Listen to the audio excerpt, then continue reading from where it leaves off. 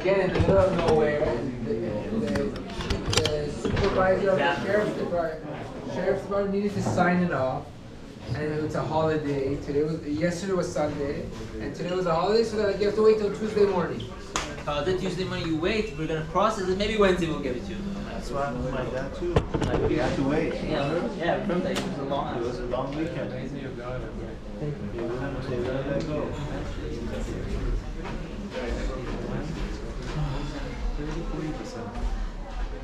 Yeah. I didn't know how to break it to my mom. It took me that was a whole other 12 hours of figuring out how to do this. We found out Saturday night. I thought anything. Valentine's Day night. He's like, I want to come over. What do you want to? I'm with my wife. Valentine's Day with 7:10. No, I gotta come over. He's like, you ruined my night. Before he hates me already, but this didn't work. Before he came, he's like, listen to me. Well, why did you tell me to come? You should talk to him tomorrow. I'm like, listen. He said he wants to come. I'm like, okay. I was about to text him. That listen, maybe tomorrow. I saw his text moving, you know that the bubbles. I was about to tell him, like, let's wait till tomorrow. And the next thing I know, he knocked on the door. So I'm like, okay. He came with Rabbi Grandma, and he broke the news to me, and then I broke. Then I called my other sisters, told them to come, and one by one. And then it took us probably 4 hours to figure out how we're gonna tell my mom. We sat there until almost 2:30 in the morning. Trying to figure out, strategize what we should tell my mom. High Lifeline came over at 2:30 in the morning. They came, sat with us, trying to figure out High Lifeline. Yeah. Trying to figure out how and what to say, what not to say, what to do. And then the next morning, we all that night they left at 2:30. I came to go to sleep. My blood was rushing, my heart was racing, and I kept trying to sleep. I'm like, tomorrow I need to wake up. I gotta sleep. Gotta wake up early because my mom is an early riser. So we didn't want her to go out and see other people, and other people may have broken their news, and it would have been a disaster. So we're like, we have to figure out how we're going to be there before she wakes up, but not wake her up because we don't want to wake her up. We just want her to wake up normal, so that we can just kind of. My mom wakes up around 5 a.m. to go buy bread, to go whatever, like early rising.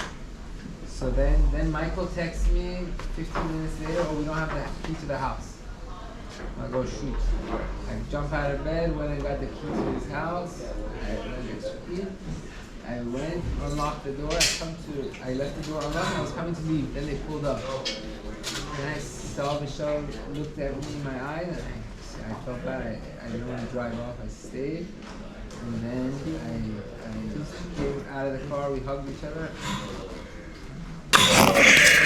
We hugged each other and she cried and the kids went inside. She was bawling, crying, very hurt and upset.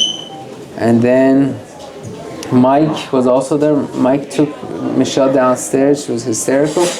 And Mike drove with all the way to San Diego, to Palm Springs, and brought them. He was the one that.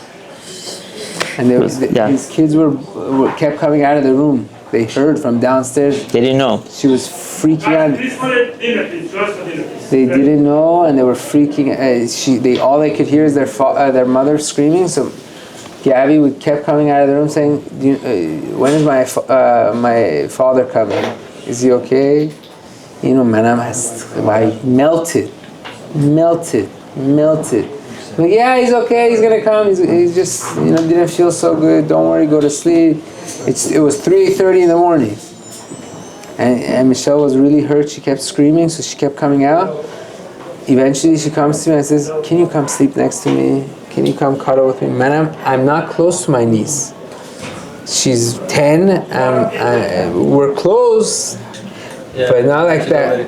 I ended up sleeping next to her, and she's like, I miss my dad. Is he gonna be okay? She's like, can we say Tehillim for him? In the bed, I said I died. I couldn't handle myself. I'm like, I need to go to the bathroom after 15-20 minutes. I'm like, I need to go to the bathroom. I told Mike to go and sleep next to her. I couldn't. I couldn't do it. And I still think till right now how and what we can do to help his kids. I don't know. It's very hard, not having a father. I don't know what we're gonna do, how we're gonna do it. And they don't fully comprehend. I mean, they were told after yesterday, but last night they went to a movie and this and that. I don't think they really fully. No, You don't expect them to, but I think they comprehend. I saw one of my other nieces. for sure they're. I wanna. It's very, very depressing. May nobody go through this, and I hope that He's the last, and he does a prayer for everybody, and sort of like He's watching over us from Shamayim and taking care of everyone and making sure that this doesn't happen to anyone else, and that all our kids are protected and healthy and strong. And another part of me says he's so special that this could have happened in front of his wife and kids. And they were at shul, they were walking home. This could have happened with them right there, and thank God, As sad as it is that he was alone. He sent them away. He said, "Go. I'm gonna come." It's special too, I have friends that this happened to them, and it happened in front of my friend, and till today, 20 years later, my friends are scarred because they saw such traumatic thing. Baruch Hashem, Maybe subconsciously you do. You never know, and. So Mike went to counseling with Rabbi Graydon's son? Yeah, I drove all the way there, got them, came back, and then Rabbi Graydon's son drove back again to bring their stuff and the car and everything. This guy's a malach. This guy is, thank you so much, thank you. Yeah, I don't know. This guy is beyond is an understatement. No, Malkiel. He unfortunately, when he had a son very young and passed away at a young age, and he started this organization that all these chairs, it came from their organization. They have an organization for people who, when your loved ones passes away, they set the whole house up with chairs. These are special chairs made for this. When someone We had a fire. Misaskim. He had a fire and he took my kids and got them all clothes.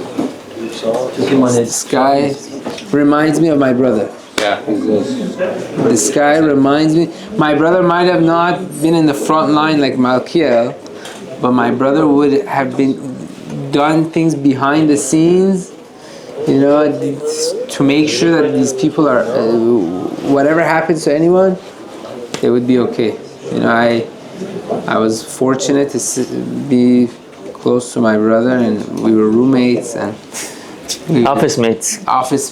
We were roommates. You were office mates. Yeah. After you got married, it was me and him. My sisters all got married. He got married.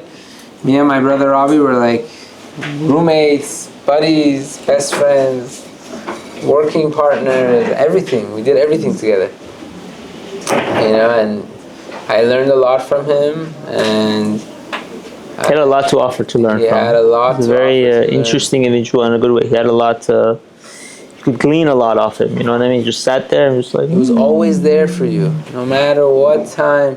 I once had an incident. I shouldn't get into this details, but whatever. I once had an incident at my house. Someone I had like an Airbnb type of thing, and some crazy guy was in the Airbnb, and I kicked the guy out, and I locked the door. He did it the professional way. He's a lawyer. He did it right. I kicked the person out. Old school. Old school, exactly. At 2:00 in the morning, this guy called the police. Long story short, the police arrested me in front of my house, and who do I call? Robbie. Anything I ever needed, he was always there. My mom on this side here. Sorry. And he always knew the answer, knew how to solve the problem, knew how to fix the problem, and was always positive, never negative. Was always, helpful. Even when he didn't know the answer, he would lie and say he knew the answer, just to make you feel better and just to try to get you. And you go find the guy that had the right answer, and he would pay the guy whatever he had to do. You can always rely on him. Yeah. Always rely on him. Yeah. And you know, food's ready. Yes, everybody, please go eat. Mom, they already brought us. We get full service here, so go for it. Please go. Say brachot, everybody. Make sure you say. back to Robbie again. There was not one time where I would put out a text or put out a WhatsApp where somebody is in need, where he wouldn't automatically donate. Most of the time, he would get up and come to my office to bring the money and then ask me what else he could do. And I would be like, I mean, what are you doing here? You could have just dealt it. You could have done it. Oh, no. I am here. Let me know what else I can do. The guy was right after on Shabbat. I think I found my train of thought. I think I'm going to share this story. It's indirectly about Robbie, but especially since he's a Kohen. So there's a parsha called Acharemot, and then there's a parsha after it called Kedoshim. Acharemot, Kedoshim. Acharemot means after death, Kedoshim means whole. We have a story where the sons of Aharon, they bring a special fire, a special offering in the desert, and this special offering that they bring in the desert, we are currently, if we were to bring an offering or a prayer, you don't experience God's fire coming down and consuming this actual korban. But in the desert, what would happen is, according to the Torah and Zohar, the fire would come down and consume the korban, literally. So you actually experience, literally, it's almost like the hand of God taking the korban, literally in front of you. 3 million people experiencing this, right? So there's a point where the sons of Aaron, Nadav and Abihu, bring this extra korban, and then they experience this powerful fire that comes down to consume the korban, including Nadav and Abihu, the sons of Aaron. This is all written directly in the Torah, not the Zohar. And then when they experience this consuming of the fire, Nadav and Abihu immediately are consumed in the fire and leave this world. They're basically physically die, and they leave this world. The pasuk says, anyone know the pasuk? What does Aharon do? Vayidom Aharon. Aharon, the great-grandfather of all of our cousins Kohanim, he's just quiet. How could he just be quiet? His 2 sons, the father, just got consumed with fire, okay, and left. There's only one way that he could be quiet, because the rest of the 3 million people are mourning and crying. How could Aharon be quiet? He understood. Right? What did he understand? The reason they were consumed. Okay, but even if you understand the reason, right now we're missing Robbie physically here. Who are we mourning? Are we mourning his soul? No, we're 100%, 100% sure about his soul, his actions, his greatness. So who are we mourning? What are we mourning? That's right. We're mourning our experience of not having this great person in the physical flesh, of how we can experience it, right? We will no longer experience Robbie in the flesh right in front of us. But will we experience his soul? Absolutely. Do we know that for sure? Some of us are still working that out, but that's okay. Now, with the story of Aharon, when he says Vayidom Aharon, the reason he was quiet is because the Zohar says that immediately, not even like 2 days later, immediately after Nadav and Abihu left, they immediately reincarnated into Pinchas. That's the next couple of parshas. So Aharon is seeing the invisible world of souls, and he's watching. It's like a movie theater. Pinchas, that's right. It's an attachment of souls, right? No, it became, then Hashem gives him a covenant of an expansion and an upgrade where now he's Pinchas 2.0. Okay, that's right. So now you're experiencing Vayidom Aharon, and he's watching the movie theater of Pinchas as he becomes a 2.0 connected, and Pinchas becomes the greatest in healing. In fact, the Parsha of Zohar all about Pinchas. Yes? 30 more seconds and I just want to complete this. Pinchas becomes the Parsha of Pinchas actually in the Zohar is the greatest Parsha for healing, for this reason of transformation. Okay? So to complete this, what I want to say is, I think will for a long time, because of this man, this great person named Ravi, for a long time we will mourn his presence that's not physically the way we saw him and the way we want him. Of course, with his kids, that's a whole different pain. But at the same time, we want to learn to know how to, with certainty, know that he's once again in a different form available if we tune in and if we allow it. And that will take some time to tune into it. And that brings us to the final word, which is that nothing in this world, energy in this world never dies, everything changes form. That's quantum and science. Thank you very much. I just really, really want to wish the family amazing Nechama. This is not easy. It's pain for all of us. I've never been so shocked in my entire life. And at the same time, I've never been so certain about a person that his soul is absolutely in the best places. God bless you. Thank you for all your kind words and beautiful.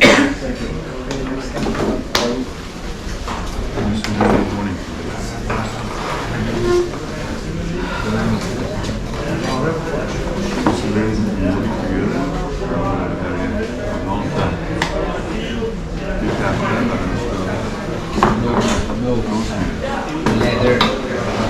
We got a planner. He had a planner, and inside the planner he writes all his notes. I'd always make fun of him. Like, what do you need this for? Like, You Robbie had a planner? this guy, let me tell you, he doesn't store contacts in his phone. He knows all the phone numbers by heart. No. My brother. If you look at Robbie's phone, he has hundreds of messages, all phone numbers. But he knows who is what phone number. Without the name. Without no contacts. He remembered all the phone numbers. Like he knows. Photographic memory. Whoa. So I would always make fun of him. I'm like, what do you? He had this day planner notebook. He used to sit next to me in the mornings. We used to learn together at Rabbi Learning. Every day he would Even out in the office, he would just jot things down. I'm like, you have like superpower memory. You don't need to jot anything. He's like, it's always good to write it down, but he would never look back at it. He just wrote it down for the. It's very. Wow. Memory. He's a memory machine. Memory machine. Always just tell me, write notes. So what if you don't look back at it? It's good to write. Be productive. Okay, you were saying he was in the middle. I'm gonna take that. Good to hear. That's good. That's how he lives, by the way. You know that. When you take the kudos from how when he takes lessons from his life, then he continues. Thank you so much. Thank you. Anyone who can come tomorrow at 8:15 for shachrit, we would really appreciate it. We will serve breakfast after. Lama Lu breakfast, not just any breakfast. Coming. It goes good. Oh yeah. He is always happy. There was some stories, inspiring stories. He did a lot of chesed also. Yeah, all the time. Yesterday we were in the street. All of a sudden one of the rabbis there with us. We heard the news from Yeshua. He was saying like, what are we gonna do? He's like, there is a lot of people, a lot of businesses, and a lot of people gonna collapse. He helped a lot of businesses, as Rabbi Hamza was saying, like low key, it was very low key, like crush it to the max. 2 weeks ago or 2 months ago, someone came to my brother and he's like, listen, I'm being thrown out of my house, apartment. I haven't paid 4 or 5 months of rent, and they're throwing me out. and it's over. You get that notice like there's no like, oh, pay the rent so you can say it's over. He's like, and I don't have good credit and this and that. I don't have a job. I don't make any money. He's like, I do a little bit of mashkiach work here and then they pay me cash. I don't have an income. I can't show anything. So my brother, I said, didn't flinch for a second. He tells me, he puts him on the payroll of the business, backdates the payroll 4 months. We have to pay a penalty when we do that. He does set in 10 minutes. This guy calculates everything like a machine. Do this, do that, right there. You know, he knew all the rules in and out. This guy was like a machine. So and he gave this person payroll checks. You know, the next day we paid overnight ADP. The checks were there tomorrow midday. The guy comes and picks up $25,000-$30,000 of checks and deposits them and goes and shows this renter that, listen, I have a job, man, I have a high-paying job and I overqualify for this apartment and all this. That's a great story. And obviously the person was a lot of gratitude, whatever. But my point is, my brother did many things like this, and he lost. I don't want to say he lost a lot of money, but his mentality was that all this money, we grew up with nothing. I had it better than my brothers and my sisters. My siblings really had no money, nothing. They lived very simple, and it always made my brother realize that, listen, tomorrow everything can go back to normal, back to whatever, and you always have to set the bar very low. Don't set the bar high. Don't go buy the most expensive thing and then tomorrow, you can't afford it and you can't continue that. Always, his thought process was always low key. He didn't raise the bar as he got rich.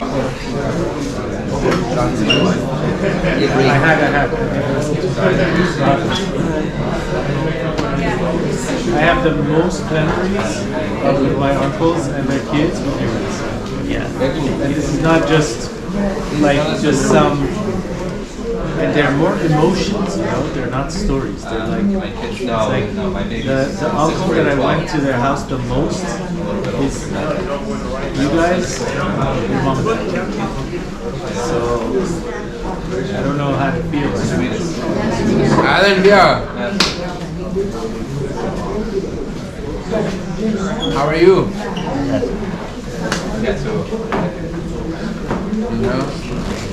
My brother. Come sit here. Come sit in the front. Yeah, of course. What do you say? Anything. How you used to go out at night and then just sitting out. Right? Crashing the men's I watch. Your cousin, man.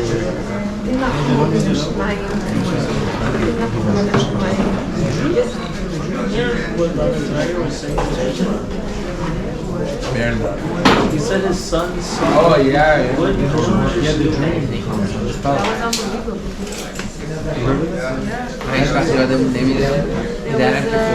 Yes, that is correct. Amen.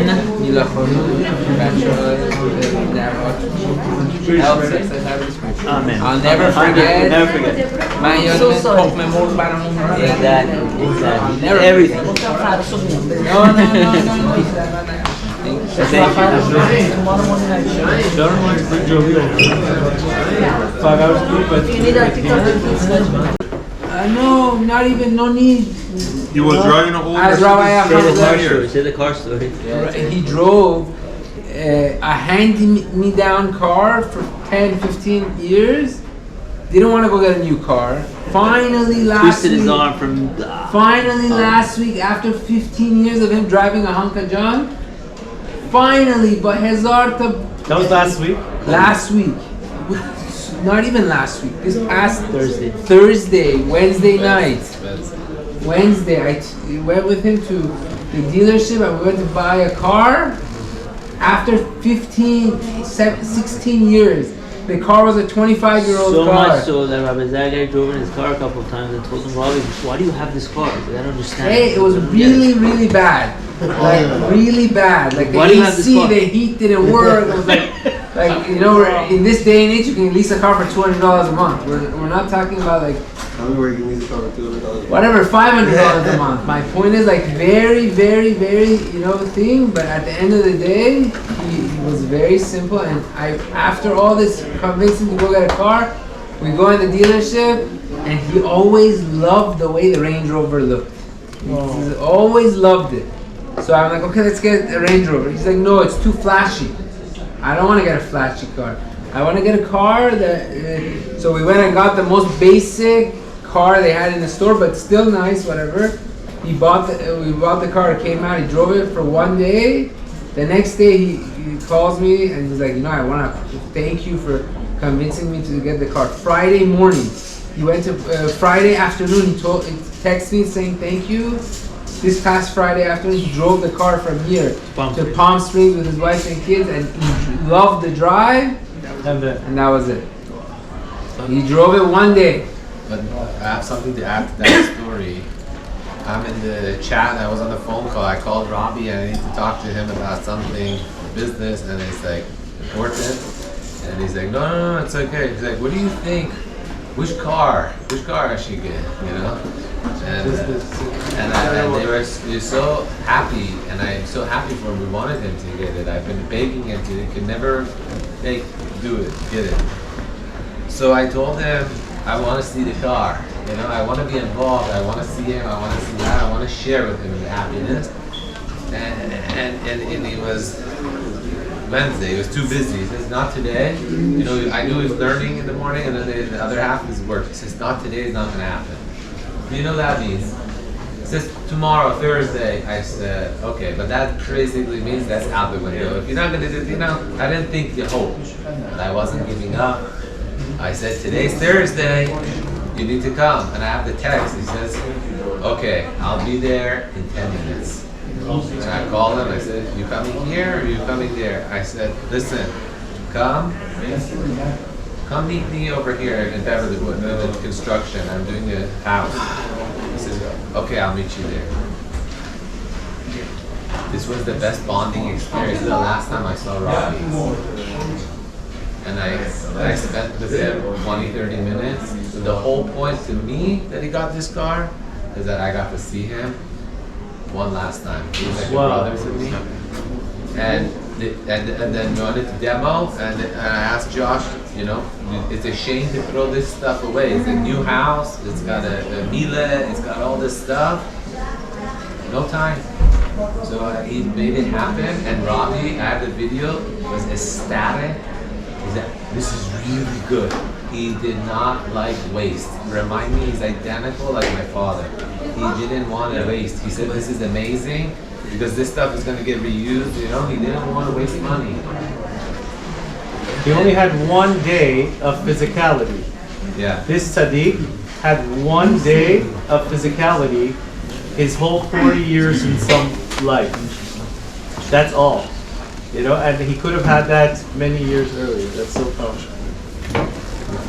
Just to add another story, I don't know if everyone knows, but he was the big backup of Yachad acquiring an apartment building for the Avrahim.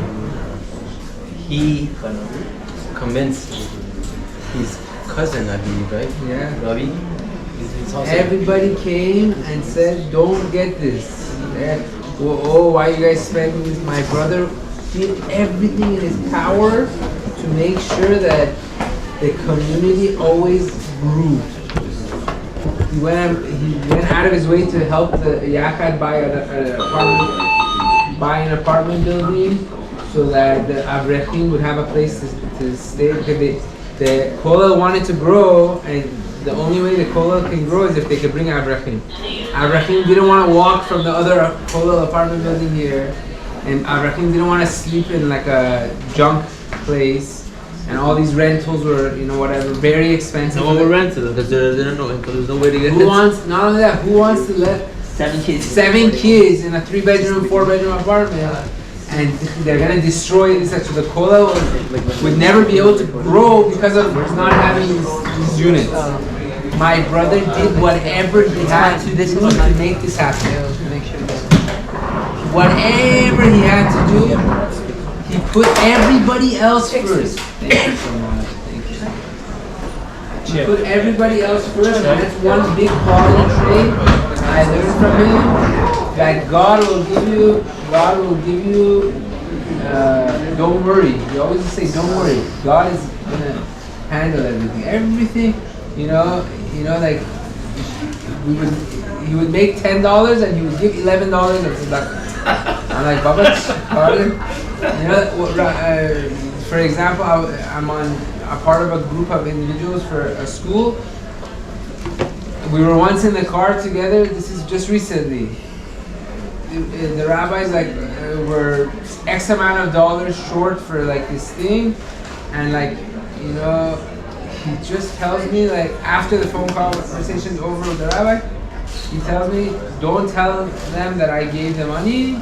Go take the money, pay, let them. He told me don't let rabbanim stress. He said it's not good to let rabbanim stress. They already have enough problems. They deal with problems with the community enough. Don't let them stress about money. He told me this a lot. He always said, don't let rabbanim stress about money. That's not what they're here to do.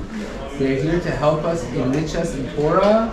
And when they have to stress about money, it takes away from the time that they have to learn Torah. So for example, let's say I can't learn as much, I'm not good at learning Torah. I used to tell him listen, I read this Gemara 10 times and then Nenira to Sarah. He's like, okay, so read it 10 times. If it doesn't go in your head, it's okay. Help someone else be able to learn. Do what you can to help someone else learn, so that there's continuity.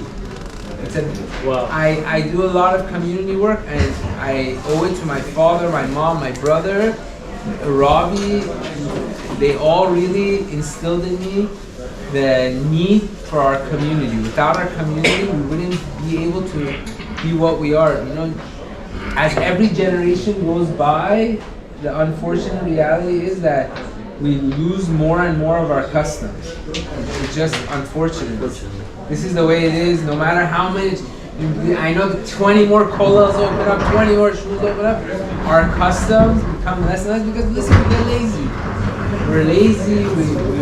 But my brother tried his best to make sure whatever he does it to the fullest, and made sure that everyone around him was always comfortable and happy, and no one ever was embarrassed or felt awkward. He never wanted anyone to feel awkward. I was telling some other people here, he never went on an airplane with his kids because he didn't want his kids to go after the trip, to go to school and tell their friends, they would go tell their friends, oh, we just went to Cancun or whatever.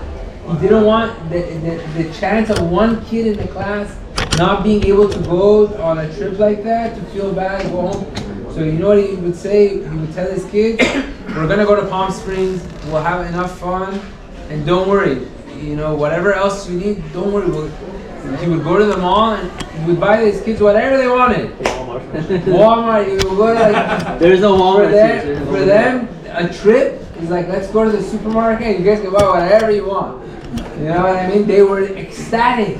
Their kids, with simple stuff, they're happier than the people who go to China or go to Hawaii. Because he would really care about his kids, take care of his kids.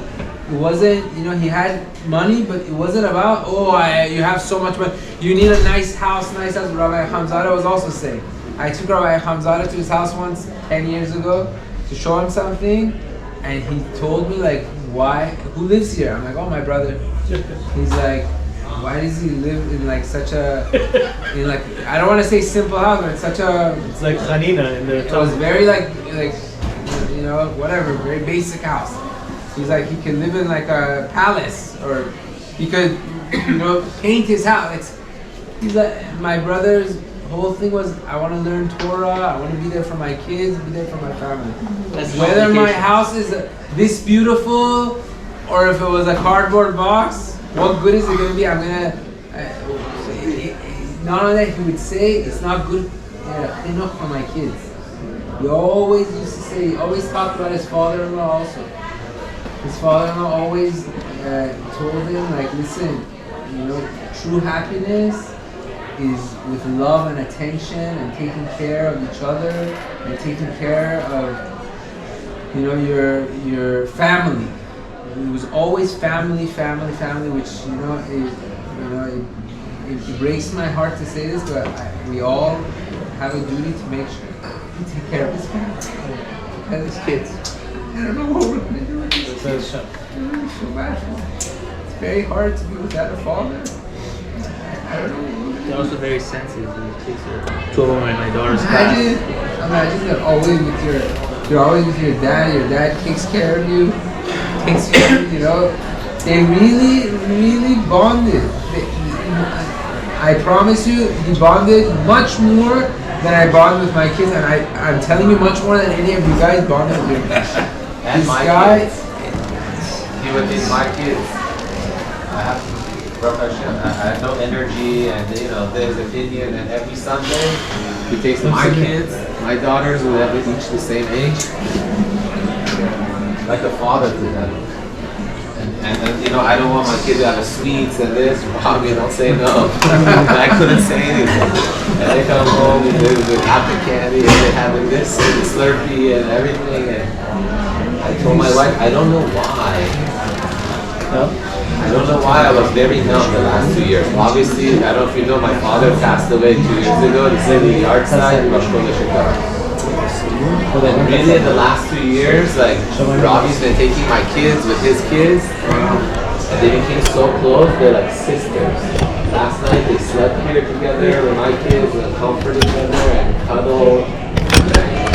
And I'm like, and I'm very, like, tough. I'm like, why did I didn't say anything? You can't do this, you can't do that, the Bible don't spoil my kids. And I realized something hit me.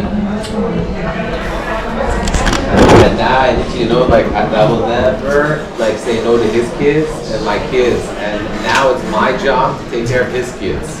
I want to tell you. They're so, like, sisters. I want to tell you something really It powerful. was really preparing me for this. I'm telling you, it's like, Hashem has a plan. may no one here know. But really, it's very tough. We should learn from this to all, you know, take care of our kids, give attention to our kids. Don't just give them the iPad, you know, and just say, oh, here you go, go. Or the credit card. Or the credit card, and here you go. Really, we have to give a lot of attention to our kids because we never know what tomorrow. Listen, you don't know tomorrow. Really, this is a real life example. My brother had nothing wrong with him. This guy, he would eat healthy, he would be healthy. He did the gym also. You used to go to the gym, do the keto fasting and this and the other do all thing. this stuff, he did it all. Access to the best medical, you know, Yeah, doctors, you know, all the doctors, everything. And just like that, poof. I talked to him Friday afternoon. 27, 28 hours later, that's it. He's gone. I just buried him. He always used to say, Crazy. live in the moment. Live in the moment. Wow. I always say, live in the moment. Meaning, whatever it is you're doing, I don't know, if you're doing Gemara, you're doing Gemara. If you're doing with your kids, you're with your kids. If you're doing, I don't know, with your wife, you're with your wife. You're not like, if you're with your wife, you're not thinking about, I don't know, Gemara. If you're thinking about Gemara, you're not thinking about business. Do what you're doing. Take the most you can out of the time. It goes with the same thing. If you take your time and you use it wisely, which he did. So he's, for example, learning Gemara. So he's taking that and just squeezing the most out of it. Whereas if I learn Gemara, it take me a whole week to figure out something that he did took 4 hours. If you're doing business, you're gonna. Farsi, I'll try. Let's try with that. خیلی هر موقع وقتشو آره استفاده میکرد یه جوری که مکسیمایز بکنه. اگه داشت گمارا میخوند خب گمارا میخوند، فکرش توی نمیدونم کار نبود. وقتی کار داشت میکرد فکرش توی کار بود که مکسیمایز بکنه. کسی مثلا 4 ساعت گمارا میخونه میتونست این وقتی سر این برون بره انگار که 10 ساعت هم بخونی it's not the same. ولی وقتی که فوکس توی یه چیزی باشه that what he said خیلی مکسیمم میتونی همه کار بگیری. این از این من خیلی همیشه که میومد کنیسه بابا سلیم We used to see him a lot at من Baba 3 هفته یه بار 4 هفته با پدرزنش میدیدم به این الان بود گفتم و این واسه تورا واسه پدرزنه میخرید، پدرزنه واسه اصلا یه دنیایی داشتن این 2 نفر با کنیسای. بعدن کم هم میومد مثلا کلیسا دیگه میرم 2 هفته یه بار 3 هفته یه بار من تو کلیسا بابا سلیم میدیدم. He always went to shul, always. He would always go to shul, always had a tehillim in his hand. When I would go to his He's house. the youngest person we know in this community, especially of the Torah Chaim community, that basically grew up since like 3rd grade with this community. Or what, 1st grade? How long, when did he start Torah Chaim? Younger, like kindergarten? You know, he always, I would go to his house on Shabbat, Friday, he always sat there with his flip-flops and his tehillim, open tehillim, just like my dad. My dad also always. He was very connected to the Judaism.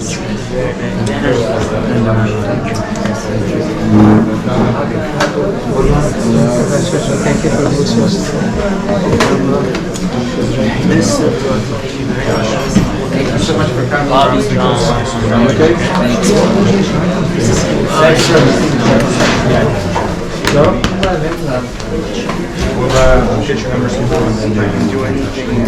Just coming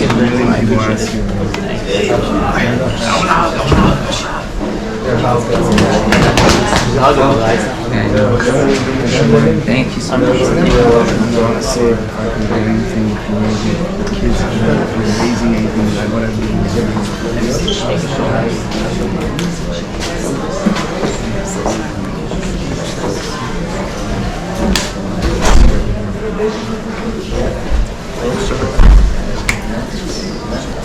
Money to survive. So he's like, God is testing me because we grew up with nothing.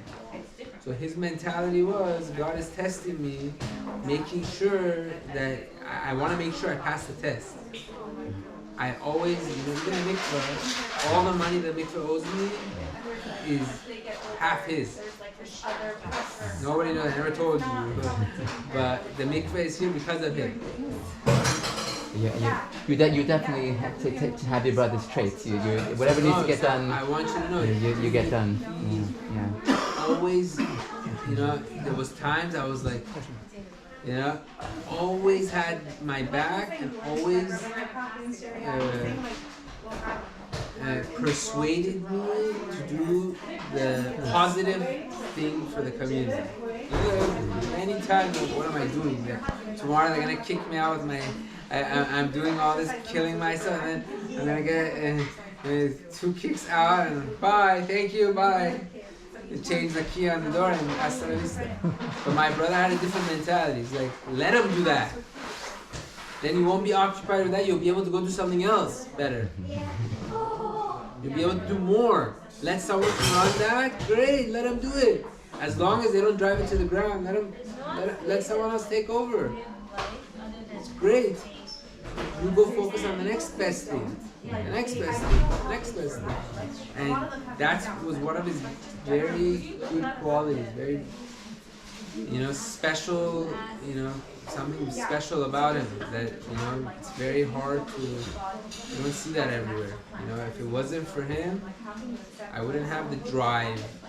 My parents too, my other siblings too, for sure, Hashem. But he was, I sat next to him for 10 years more. We did everything together. But he influenced me, a lot. The fact that he, deep down inside him, had that character trait made me realize that, it's a good thing to always give. Don't be selfish. Be selfless think of others, because others may not be able to do, be in the position you're in. And God gave you what you have to test you. And this is a test. My brother, for 20 years, drove a, garbage car. Garbage car. His kids were this junk. Didn't have AC, didn't have heat. Okay, we're spoiled. We have AC. This guy, no AC, no heat. The window washing flappers were messed up. All the lights were on. A battery light. Everything you can think of wrong with this car was wrong. Sometimes the horn would work, sometimes it wouldn't work. This thing was junk. I convinced him last week, Wednesday, to go get a new car. He helped, and we went back and forth. We walk into the dealership, we walk out Thursday morning or Wednesday afternoon with a brand new car. I convinced him, whatever. Just last week? Just a couple days ago. He drove the car one day. Friday morning. He drove to Palm Springs with the car, with his family. Friday afternoon before Shabbat, he called me and texted me. First texted me, thank you so much for this car. Thank you for convincing me. Thank you for getting me, coming with me, helping me choose. We went to the store.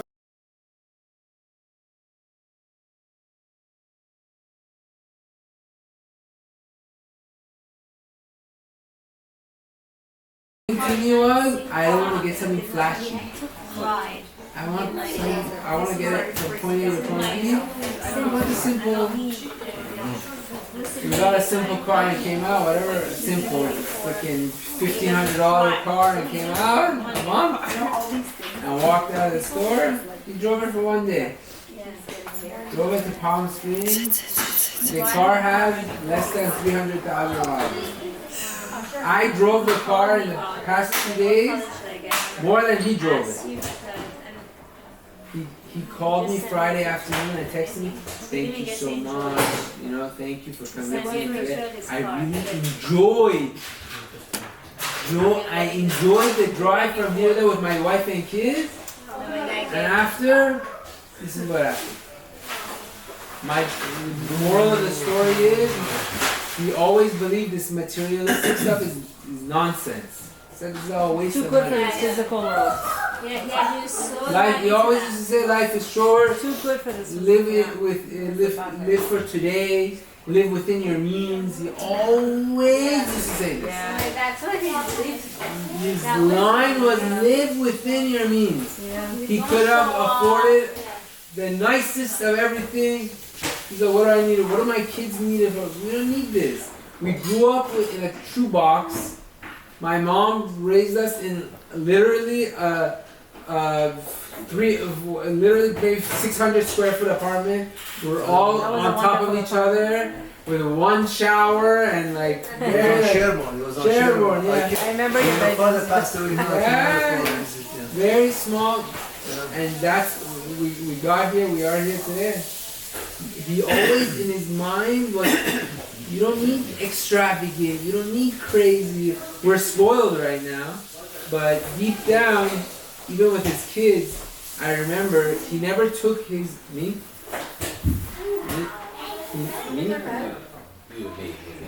He never took his kids on an airplane. You guys understand? Yeah, I heard. Never went on an airplane with his kids. Why? No, none of you guys know this. I heard he never went. No one knows this but me, because I always used to tell him, Baba, go to Israel, go to Israel, Was he scared of go to flies? Zendegi Tabakon, go live. He told me something once that changed me. And the fact that his wife was also this way is even more special. He was this way with her. I know she was also like this, but he told me something that he basically told me that I don't want my kids to go to school and tell the other kids in the class that, oh, we went to France or we went to Israel and maybe there's a chance that another kid in the class can't afford or can't go to this extravagant trip. I don't want my child to be the one to make another kid feel bad, or another kid go home to their parents and tell their parents, why couldn't we go to this trip? Why couldn't we go where they went? Who thinks like this? Nobody thinks this way. Nobody. And he didn't. People go on trips to post it so other people can envy them. His trip was going to Walmart with his wife and kids, buying his kids a lollipop, or buying his kids a doll for $10. His kids were happier with this $10 item than my kids are going to Israel. That's the difference between someone who's humble and simple and lives a simple life, and wise, very wise. You know, he always used to say, what if today I can maybe take my kids to Israel and do something extravagant, but what if tomorrow I can't do it? I'd rather be simple and be happy. If you have something, you do something today, and you're not able to do it tomorrow, no one knows, but you might not be able to get satisfaction later. And you might live a very regretful or sad life, or never be fulfilled. In his mind, he's like, let me just be simple. I'm happy. I don't know the other side, but I'm happy on this side, so let me stick to this side. Very, very, very, very different mentality. Very hard to, in this society. We live in Los Angeles, in the Hollywood of LA, as Rabbi Zachariah said. You know, we live in an empty city of fakeness and Instagram, and he didn't have any social media. Nothing. Simple text me, and that was it. His wife doesn't have it either. His wife doesn't have it either. They live in a cocoon in a She doesn't shoebox. know what it is. I'm like, you have Instagram, what is that? They're so like. Yeah, all her friends were like saying, I couldn't find her on Facebook. I'm like, You're not going to. she knows that. Very simple people, and we should learn from them that, you know, it's always better to be Because they don't simple. care about what other people are doing. Yeah, they live They're for not in a themselves. competition. They're not like, oh, they have And that, they, that. their They do their own kids thing. are the happiest kids out there, because with a simple small thing you can make them happy. Instead, we have to get a nice car, we have to get a nice clothes, we have to get this. They didn't need any of this, and they're a testament to the fact that you don't need it. You really don't need it. We are all spoiled. We all say we need it when we really don't. This is, if everyone leaves here tonight with one powerful thing, this should be it. That deep down, the iPad and this and iPhone and Instagram and the Botox and all this stuff, you really don't need any of it. You can be happy with a lollipop, with nothing. You can be happy with nothing. You can be happy with each other. He spent so much time with his kids. We take them to the candy store and buy them a candy, and they felt like they won the lottery. Every Sunday he took my kids out, and He really loved spending time with his kids, with his wife. They would all just go chill. You know, and I don't have that. How did you go there? I'm like, what did you eat? There's no kosher food. He's like, oh, we just took some bread and cream cheese. It's so simple. I'm like, oh, I wish like my husband, my kids would just eat bread and cream cheese. Like they didn't care. Like they were so Simple. just have fun, enjoy, just take some crackers. Just jump in the car and let's go. Yeah. No prep. If you come and Nothing. honk and say, bring your kids, like, where are you going? He's like, we're gonna go out and have some fun. Yeah, they would He's make like, "They're fun only from young nothing. ones." They would just go, jump in the car and just And go. he'd come home so late. I'm No. like, yeah, school tomorrow. He's like, oh, it's okay. Just like how They're my young mom now, they're not gonna, raised gonna us. grow up and you don't have My a mom child. raised us like that. Yeah, remember? My mom would take me to the store just to, you know, and she would make us happy with And we were simple also stuff. really happy. We grew up with, I don't want to say nothing. My mom gave me everything. My dad gave me everything. my sibling, everyone, we had the best childhood, but we lived a very simple childhood. And we were very happy, and I'm grateful for everything. Thank you, Mom. And I just want everyone to realize that we should really spend time with our family, kids, our family, wives, spouses, because we don't know tomorrow what's going to happen. It's very, very unfortunate. You know, one day, you know, I feel bad for my nieces because I don't know, you know. I know he's there looking over us and he's gonna watch over them, but it's not easy. You know, it's really, really not easy. It's really not easy not having a spouse, you know, and you know, they need attention and they need things, and I hope we can all chip in and give them what they need. But you know, it's not going to be easy, and I would appreciate everyone's help, because it's, you know, we say it, but to actually do it is the, you know what I mean? We're all here, sitting here, because if it wasn't for this, we would never all be sitting here. It's this, the crazy thing is we have to wait for a tragedy to really come together. If I texted you guys and said, oh, let's all come over and let's have a schmooze, or let's have some tea, no one comes. You have your own thing, you have your own thing. You know, but Robbie, anytime you would text him, if you needed something. Anytime. He was there. One time he didn't answer my text, and I was like shocked. Like, why didn't he answer me? And I needed him for something. He was always there for me. Then later he told me the next day, I'm so sorry I didn't answer you. I was in so much pain. I couldn't sleep. I was in the hospital. Oh my God. I'm like, because he had lupus. So 2 years ago. He get a lot of muscle and joint pain, and he said it was so severe I couldn't sleep. So I had to go get some pain meds, and when I went, they told me there's nothing we can do for you. I'm like, oh, that was why he didn't answer me. I was like, he would always answer and be there for me. And he was always there for anyone. Forget my direct family. Anyone. There's stories of people in the community who needed, you know, they were being kicked out of their house, needed a place. You know, I was telling some of the guys here, I basically saw all checks being written, whatever, in and out of their account. In order for people not to be embarrassed, he would go withdraw cash to give people so that I wouldn't know who he's giving this money to, because he didn't want that person to be embarrassed, so that I could trace back to them or anything like that. He would, let's say he would give $10,000, he would show it as an income to himself, and you know, we would pay tax on it and all this craziness just so that someone wouldn't be embarrassed. It's very, very not normal. You know, we're so cheap.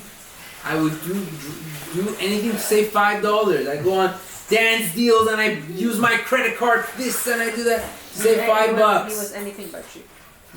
Yeah, exactly. To save $5, $10. He was simple but not cheap. No. He liked simple. Yeah, Simple but not cheap, exactly. And you know, it's really, I miss him. I really, really miss him. It's very unfortunate. For the coming here. You know, every morning in the Yahya Kule, we have class with Rabbi Ali. We come, sit, you know, we didn't eat anything. Just had a dirty drink. With our head, he had only dinner, that's all. Yeah. Never had no food. His wife would Very make humble. Never ever raised his voice. Never ever.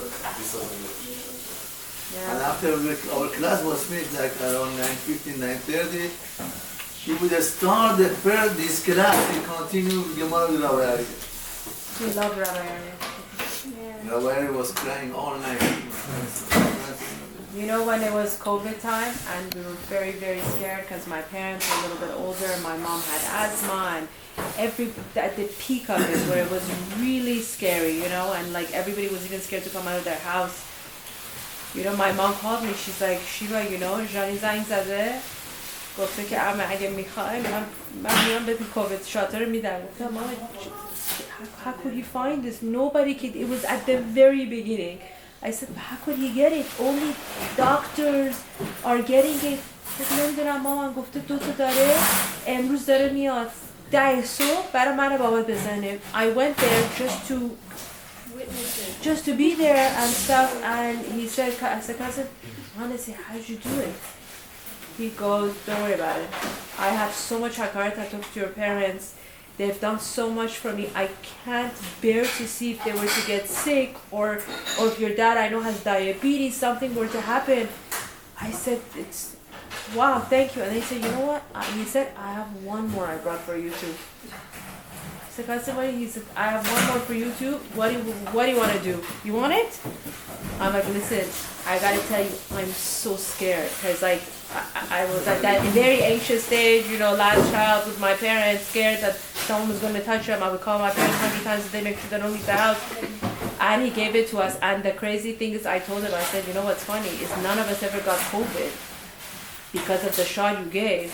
I said something about you. That's a Kohen dude. And we would always joke with him. Everybody else afterwards got COVID once, twice.